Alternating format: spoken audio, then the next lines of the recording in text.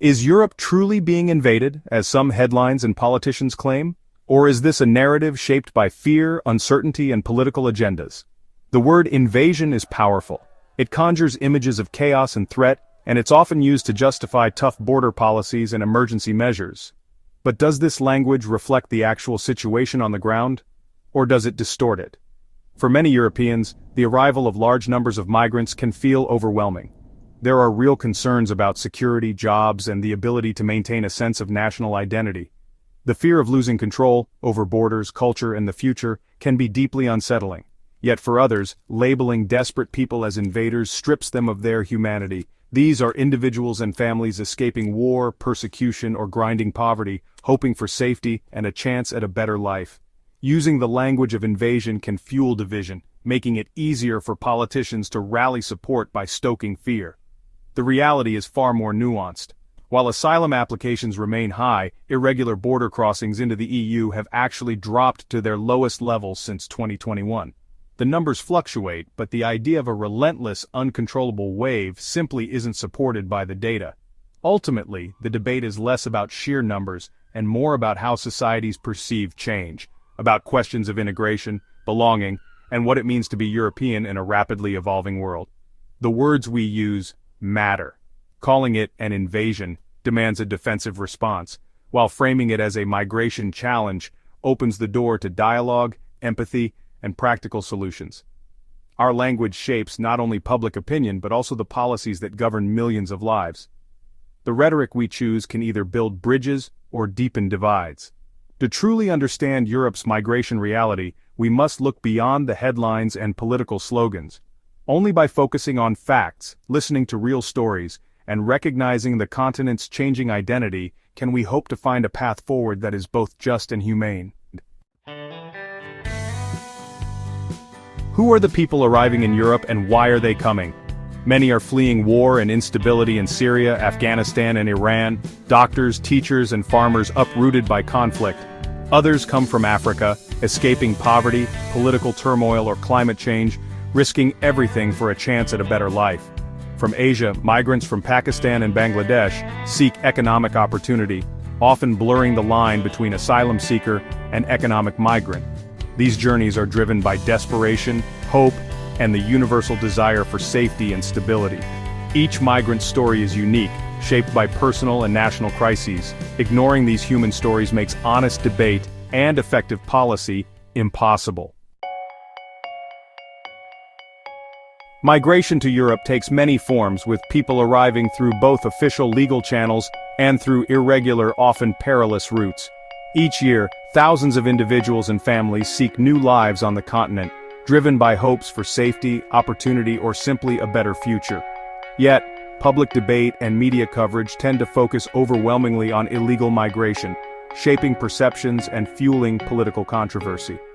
This focus often overshadows the reality that legal migration is a significant, ongoing part of Europe's story. Legal migrants arrive as international students, skilled professionals, or family members reuniting after years apart. They fill crucial labor shortages, enrich cultural life, and contribute to the economy and society in countless ways, often quietly and without fanfare. In contrast, irregular migration, crossing borders without proper authorization, captures headlines and dominates political agendas, often sparking heated debates about security, identity, and national resources.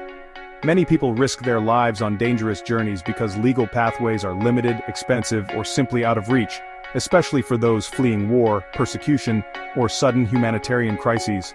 For them, irregular routes may seem like the only option. While the number of irregular border crossings has dropped in recent years, the demand for protection remains high. Asylum applications continue to surge, revealing the persistent pressures that drive people to seek safety and stability in Europe. The distinction between refugees fleeing violence and economic migrants seeking better lives is often blurred in practice. This ambiguity places enormous strain on asylum systems that are already slow, under-resourced, and struggling to keep up.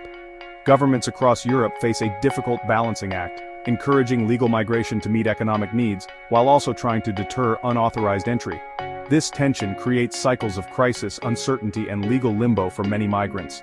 As a result, desperate people continue to take enormous risks, while Europe's response grows increasingly restrictive, with tighter borders and tougher policies.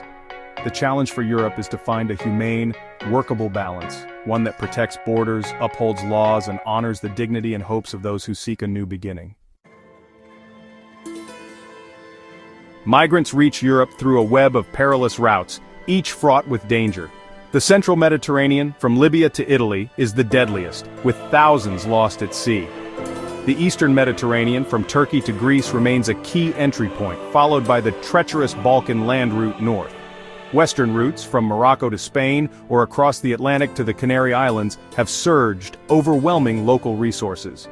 The English Channel crossing has become a flashpoint between France and the UK. When one route closes, new, often riskier paths emerge. These corridors are shaped by shifting policies, enforcement, and the relentless determination of those seeking safety. While overall irregular migration to Europe has dipped in recent years, a series of devastating crises in Ukraine, Syria, and Sudan have triggered new, urgent waves of displacement, forcing millions to leave their homes in search of safety and stability. Russia's full-scale invasion of Ukraine in 2022 created Europe's largest refugee crisis since World War II, with millions of Ukrainians, mostly women and children, fleeing to neighboring countries almost overnight. The European Union responded with unprecedented speed, granting Ukrainians temporary protection, access to healthcare, education, and the right to work, setting a new standard for refugee reception.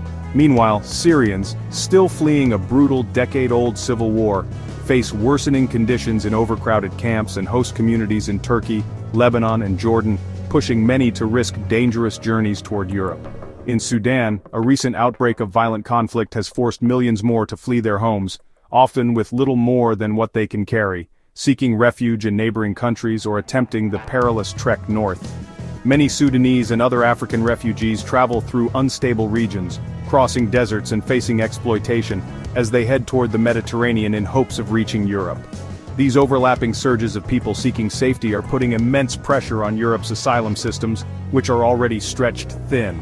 The response to these crises has revealed stark differences in how refugees are treated, often depending on their country of origin, ethnicity, or religion. Ukrainians have generally received a warm welcome, with communities and governments mobilizing to provide support and integration opportunities. In contrast, refugees from Syria, Sudan, and other regions often face fortified borders, lengthy detention, and slow, uncertain asylum processes, highlighting a double standard in Europe's approach. Migration to Europe is rarely a steady flow. It is shaped by sudden geopolitical shocks, wars, and humanitarian emergencies that can change the landscape overnight.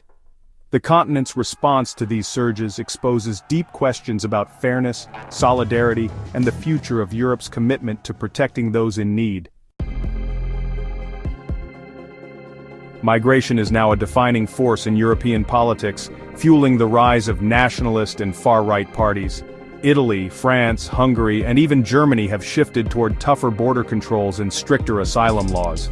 The UK's efforts to deter channel crossings, like the Rwanda Plan, show how migration dominates political agendas, regardless of party.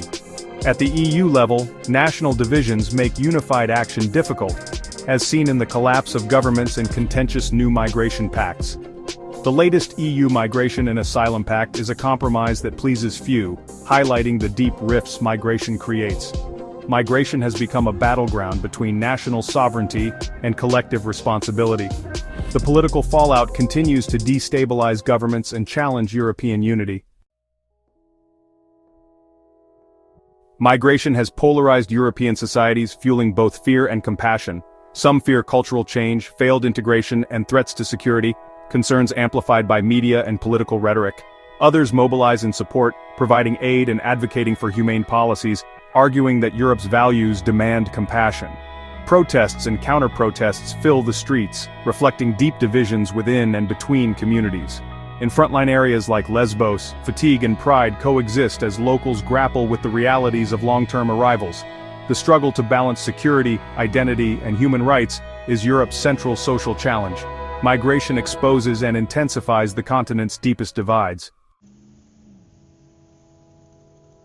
Europe's migration debate is shaped by three competing perspectives: security, humanitarian, and demographic. The security lens focuses on border control, deterrence, and law enforcement. The humanitarian view prioritizes saving lives, upholding asylum rights, and combating exploitation. The demographic perspective sees migration as essential for an aging continent, filling labor gaps and supporting welfare systems. These frames often clash. Security measures can create humanitarian crises, while demographic needs are drowned out by fear. Policymakers must balance these priorities, but solutions are elusive. No single approach is sufficient. All three are part of the reality. The challenge is forging a policy that is secure, compassionate, and sustainable. Europe stands at a crossroads fortress or open society. One path builds higher walls, tightens laws, and outsources migration control driven by security fears and political pressure. The other path accepts migration as inevitable, investing in legal pathways, fair asylum processes, and integration. The new EU Migration and Asylum Pact tries to balance these extremes but faces criticism from all sides. Deep divisions remain, between security and solidarity, national interests and shared responsibility. Is Europe being invaded, or is it evolving? The future will be messy and negotiated, shaped by crises, politics, and the enduring search for safety. How Europe responds will define its character for generations.